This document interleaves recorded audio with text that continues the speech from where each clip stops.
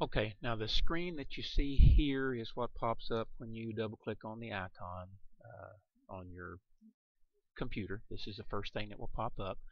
And the first thing you want to do here is click on this icon right there. Creates a new document. Just click on that. This pop-up shows up.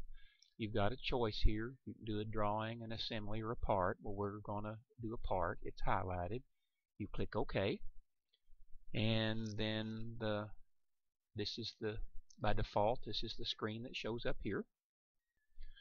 Okay, now when this screen pops up here, this area right here, this is all referred to as the graphics area. And you'll notice figure 1.6 in your textbook. All this area right here, this is going to be referred to as the command manager. This up here is referred to as the menu bar. This little row of icons here is referred to as your heads up toolbar. This over here is your task pane. The status bar is right down here. The reference triad is this little doodad right here, and we'll talk about more about what all these are later. And this area right here refers to the feature manager design tree, and we'll talk about the significance of each one of these in later lessons. Okay, and one more feature I want to point out to you before we go any further. It's what they call a flyout. Well, just little flyout messages. You'll notice as I move my cursor over these different icons, how the little message things pop up. These are obviously to help you determine what the function of these particular icons and features are. So if you're in doubt about some of them, just hover the mouse over them, and a little message will come up. Now you'll notice here, these in this row here are grayed out. Okay, we'll go over specifically how to make these active, but when they're grayed out this way, that just simply means they are not active, and they cannot be used until they are activated by another means. Okay, now look at the command manager tabs. That's these features right here. You'll notice when I click on one, it activates one row of these. We click on another, and it makes the previous group disappear and activates a different set. Now notice here what happens if we right click on one of these.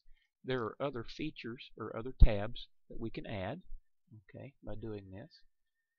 You can go on and you can add as many of those as you want, and when you click on each one of these tabs after doing that, it activates different icons.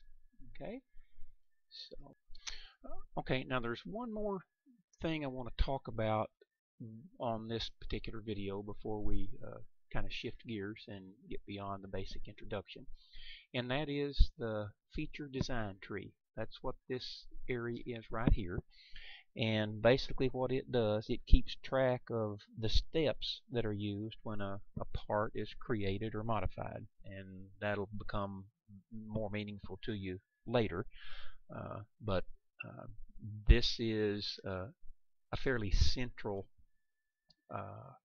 part of the program that we will use and refer to just practically 100% of the time when we're in the process of dealing with a part. There's one thing I want to show you here. You'll notice when I highlight this, there's the front plane shows up, the top and the right, and then this is the origin. Now what these particular three views refer to, okay, we all by this time should know the meaning of orthographic projection. This is showing the frontal projection plane. This is showing the top projection plane, which is normal to the frontal, and this is showing the right projection plane, which is normal from the top projection plane. And this is showing the origin. This is where the drawings well, on the Cartesian coordinate plane. That'll be the equivalent of 0, 0. And so that'll conclude this little introduction, and we'll begin the next one by looking at setting particular program options.